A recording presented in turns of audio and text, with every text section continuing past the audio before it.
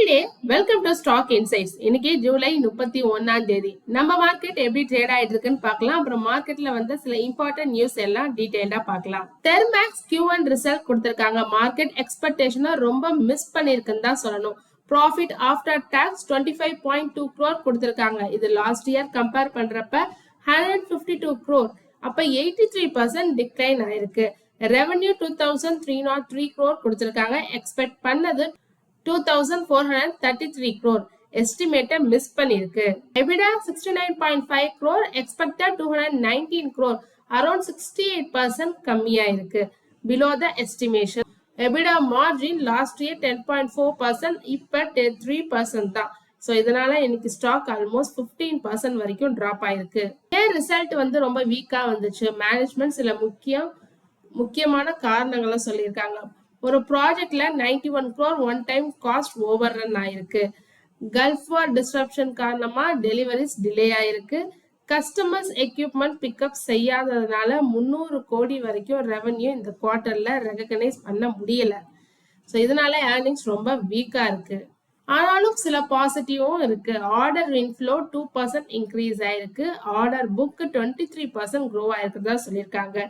Q2 Q1 விட பெட்டரா இருக்கும். ஃபினான்ஷியல் இயர் 27 செகண்ட் ஹாஃப்ல மார்ஜின்ஸ் பழைய லெவலுக்கு ரெக்கவர் ஆகும்னு சொல்லியிருக்காங்க. ஆனாலும் Q2ல கமாடிட்டி காஸ்ட் ப்ரெஷர் இன்னும் இருக்கலாம்னு சொல்லியிருக்காங்க தெர்மேக்ஸ்.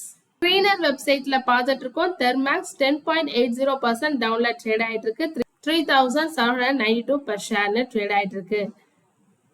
ஸ்டாக்கோட PE 82.1, industrial PE 31.1, book value 466, dividend yield 0.39%, 52 week high 5278, 52 week low 2743, return on capital employed 13.9%, return on equity 10.6%, debt to equity 0.42, debt 2353 crore, promoter holding 62%, earnings per share 49.8%, pledging எதுவும் இல்லை.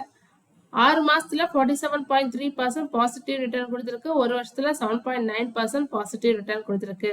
Price to book value 8.17, current ratio 1, net profit margin last year 5.13%, அதுக்கும் முதல் year 4.55%.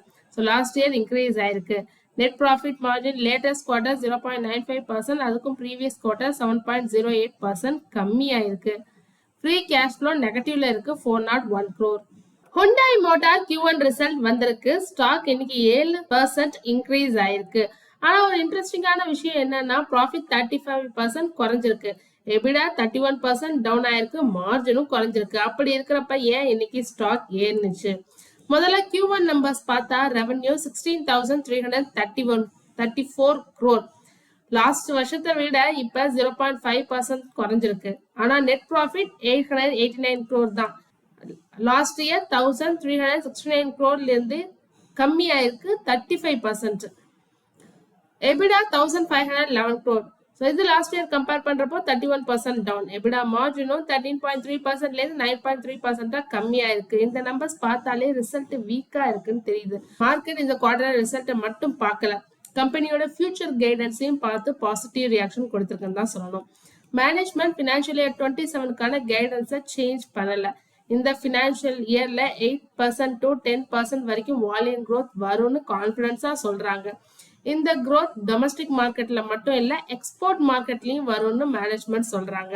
இந்த குவார்டர்ல export 38,708 units மட்டுமே இருந்தாலும் ஆனா அடுத்த சில குவார்டர்ஸ்ல எக்ஸ்போர்ட் நல்லா ரெக்கவரி ஆகும்னு மேனேஜ்மெண்ட் நம்பிக்கையா சொல்லியிருக்காங்க. எஸ்பெஷலி சென்ட்ரல் அமெரிக்கா, அதுக்கப்புறம் சவுத் அமெரிக்கா மார்க்கெட்ஸ்ல எக்ஸ்பான்ஷன் செய்ய போறதாவும் சொல்லியிருக்காங்க. அதுக்கப்புறம் செகண்ட் ஹாஃப்ல நியூ கார் மாடல்ஸ் லான்ச் செய்ய போறதாவும் சொல்லியிருக்காங்க. இதனால சேல்ஸ் இம்ப்ரூவ் ஆகணும் மேனேஜ்மெண்ட் எதிர்பார்க்கறாங்க. ஃபினான்ஷியல் இயர் 27 செகண்ட் ஹாஃப்ல ஹுண்டாய் ஆட்டோ இண்டஸ்ட்ரீஸை விட வேகமா வளரணும்னு மேனேஜ்மெண்ட் நம்பிக்கையா சொல்லியிருக்காங்க. அதே நேரத்துல ஃபினான்ஷியல் இயர் 26ல இருந்த 12.3% மார்க்கெட் ஷேரை மேலும் இன்க்ரீஸ் பண்ண போறதாவும் சொல்லியிருக்காங்க. Hyundai Motor 8.49% இன்க்ரீஸ் ஆயிருக்கு. 2196 per ஷேர்னு ட்ரேட் ஆயிட்டு இருக்கு. நம்ம மார்க்கெட் எப்படி ட்ரேட் ஆயிட்டு இருக்குன்னு பார்க்கலாம். நிஃப்டி 50 பார்த்துட்டு இருக்கோம், 0.20% கிரீன்ல ட்ரேட் ஆயிட்டு இருக்கு. NSE வெப்சைட்ல பார்த்துட்டு இருக்கோம். Nifty Next 50 1.04% green, Nifty Financial Services 1% green, Nifty Bank 0.06% greenல trade ஆயிட்டு இருக்கு. இப்போ மார்க்கெட் டேட்டாக்கு போய் கெய்னர்ஸ் அண்ட் லாசஸ் யாருன்னு பார்த்தரலாம். ஃபர்ஸ்ட் நிஃப்டி 50ல பார்க்கலாம். பஜாஜ் ஃபினான்ஸ் 7.65% இன்க்ரீஸ் ஆகி கிரீன்ல ட்ரேட் ஆயிட்டு இருக்கு. அதுக்கு அடுத்ததா பஜாஜ் ஃபின்சர்வ் 4.71% greenல trade ஆயிட்டு இருக்கு. M&M 4.43%, Jio Finance 1.61%, Shriram Finance, Hindenco, Ultratech Cements, Tata Motor Passenger Vehicle, Bajaj Auto, Grasim, Sun Pharma, BEL, Reliance, HM Motor, Adani Ports, Indico, and then Dr. Reddy, Coal India, HDFC Life, SBI Life லாம் greenல trade ஆயிட்டு இருக்காங்க. Top loss and யாருன்னு பார்த்தலாம். TCS 2.42% down. Infosys 1.80% down, Wipro 1.42% down. So இந்த வாரம் பூரா increase ஆயிட்டு இருந்த ஐடி ஸ்டாக்ஸ் இன்னைக்கு எல்லாமே ஒரு ப்ராஃபிட் புக்கிங் வந்திருக்கு. ITC 1.32% down, Eternal, Tech Mahindra, Tata Consumer, Adani Enterprises, Nestle India, HCL Tech, Max Health, Power Grid, ONGC, HDFC Bank, Hindustan Unilever, L&T, JSW Steel, NTPC, State bank of India இவங்க எல்லாரும் லாசர் லிஸ்ட்ல இருக்காங்க. பேங்க் நிஃப்டில யார் லாஸ்ன்னு பார்த்தலாம். IndusInd Bank 1.31% down, HDFC bank and state bank of India loser லிஸ்ட்ல இருக்கு. Gainer யாருன்னு பார்த்தலாம். AU ஸ்மால் ஃபினான்ஸ் பேங்க் 1.17% கிரீன்ல ட்ரேட் ஆயிட்டு இருக்கு. அதுக்கு அடுத்ததா federal bank, bank of Baroda, Yes bank, PNB, IDFC first bank, Canara bank, union bank, ICICI bank and Axis பேங்க்லாம் கிரீன்ல ட்ரேட் ஆயிட்டு இருக்காங்க. Again, இப்போ மார்க்கெட் டேட்டாக்கு போய் இண்டிசஸ் வைஸ் எப்படி ட்ரேட் ஆயிட்டு இருக்குன்னு பார்க்கலாம். டெரிவேட்டிவ்ஸ் நம்ம ஆல்ரெடி பார்த்துட்டோம். ப்ராட் மார்க்கெட் இண்டிசஸ் ஆன Nifty 100, 200, 500, mid cap, small cap, micro gap, so எல்லாமே இன்னைக்கு கிரீன்ல தான் ட்ரேட் ஆயிட்டு இருக்கு. செக்டர் வைஸ் பார்த்தோம்னா நிஃப்டி ஆட்டோ 1.55% கிரீன்ல ட்ரேட் ஆகுது. Nifty FMCG 0.97% red, Nifty IT 1.60%, Nifty media 1.37% green, Nifty Metal 0.26% green, Pharma, PUC Bank greenல trade ஆயிட்டு இருக்கு. Private Bank 0.05% down, Realty 0.84% green, Healthcare Index 0.53% green, Consumer Durable 0.44% green, Oil and Gas 0.25% green, Nifty Cement 0.02% green, flat trade ஆயிட்டு இருக்கு. REITs and Realty 0.30% green, Nifty Chemicals 0.53% greenல trade ஆகுது. BSEல Sensex எப்படி trade ஆயிட்டு இருக்குன்னு பார்க்கலாம். 0.11% கிரீன்ல trade ஆயிட்டு இருக்கு. US டாலருக்கு நிகரான இந்தியன் ருப்பியோட மதிப்பு 95.39. ஸோ எஸ்டே கம்பேர் பண்ணும்போது இன்னைக்கு நம்ம ருப்பி கொஞ்சம் ஸ்ட்ரென்தன் ஆயிருக்கு. 31st ஜூலை ஆன இன்னைக்கு gold rate 24 carat gold per கிராமுக்கு 27 rupees இன்க்ரீஸ் ஆயிருக்கு. 14,460.